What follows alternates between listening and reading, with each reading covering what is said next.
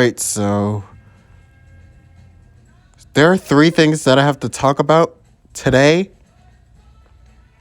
And yes, I know I'm late on these posts, but I'm busy with something else. But now,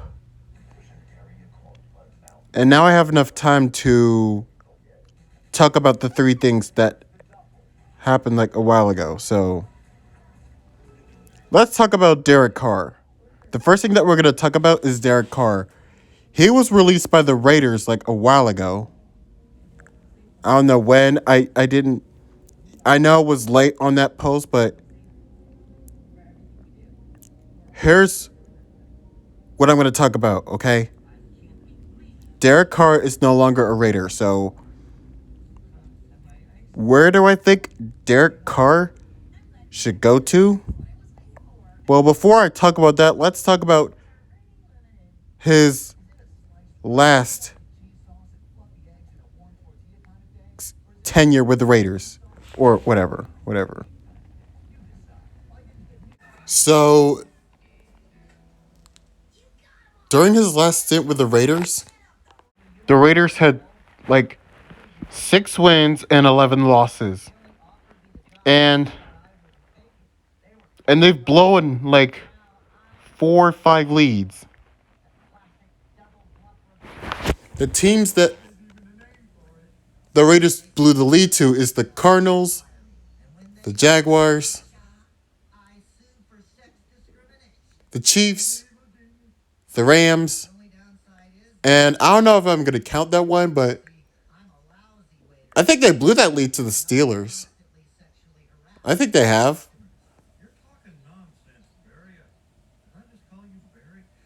They scored a touchdown in the first quarter, and the Steelers scored a touchdown in the fourth quarter. But it's all about nothing. But that's beside the point. That's beside the point. But here's on my opinion on Derek Carr being released by the Raiders. It was a good move by the Raiders, so they're gonna have a plan to stick to someone else at quarterback. But during his last year with the Raiders, he had weapons around him. Devontae Adams, Hunter Renfrow, Darren Waller, a running back like Josh Jacobs. He had nice weapons from here and there, but his quarterback play is honestly not good. But his connection with Devontae Adams, it's good, but the Raiders can't hold on to the leads. They can't, but they're not even winning games. Even with Derek Carr at quarterback and his college teammate Devontae Adams. And that's why Derek Carr got benched in like the final 2 games in favor of Jarrett Stidham, who honestly played well.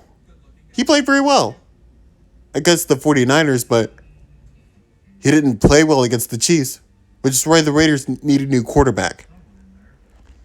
But here is what Derek Carr should do. He is going to be a free agent, which means he's going to sign with any NFL team. Here's what team that Derek Carr needs to sign with. There's many options that Derek Carr can sign with an NFL team. There's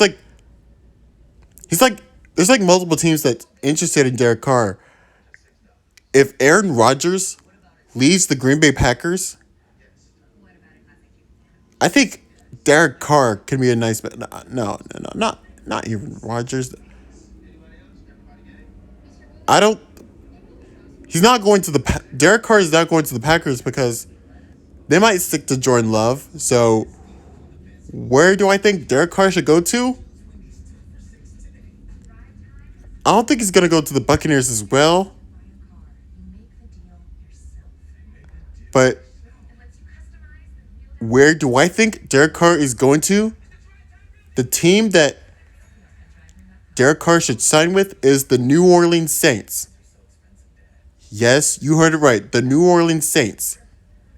The Saints are a QB needy team.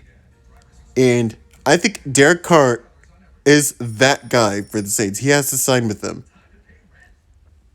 And and and by the time he signs with the Raiders, they have to give him weapons so he can know what he is throwing to. Th- that is that is my prediction for Derek Carr as a free agent, the team that he should sign to. Okay, on to the next one. All right, I'm going to give out my opinions on the head coaching hirings. We're going to start off with Frank Reich. I'm not a fan of the move that the Panthers made. They should have kept Steve Wilkes. I think Steve Wilkes is the better head coach than Frank Reich. Honestly, he didn't do well in Indianapolis, especially the quarterback situation. That it was not enough for him to stay much longer in Indy. But him being hired as the head coach, not really. Steve Wilkes is better. The next person that we're going to talk about is D'Amico Ryans. Love the move by the Houston Texans. He was the 49ers defensive head coach. No. 49ers defensive coordinator. And I like the move. That should help the Texans, make them stop being dysfunctional. They've been a disastrous team for a while now, so hopefully he's that guy to fix it. That's all I have to say. Next, we're going to talk about is Sean Payton. Best move by the Denver Broncos. I'm not giving them high expectations.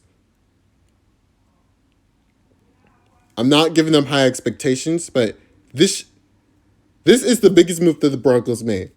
Sean Payton is a future Hall of Famer, a future Hall of Fame head coach. And it should help Russell Wilson. It should prevent Wilson from making, horrible plays and costly decisions. And and I'm sure people are saying that they're making the playoffs. Well, I'm not giving them high expectations. Don't give out your high expectations way too high. But what I will say is good luck. Good luck. Good luck.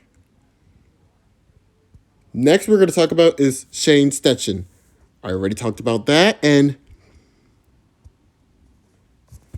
the last one we're going to talk about is Jonathan Gannon. Love the move by the Cardinals. They fired Cliff Kingsbury, who has a history of late season collapses. Every time, they have a good record.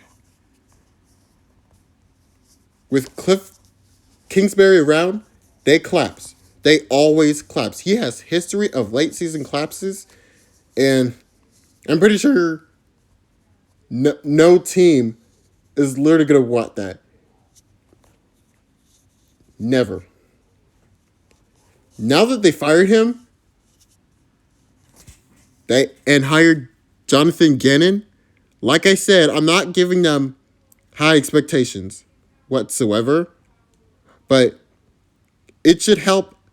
It should help Kyler Murray and this basically the entire team. Making his team, a playoff team. I'm not giving them expectations too high. I'm just going to see about how it pans out.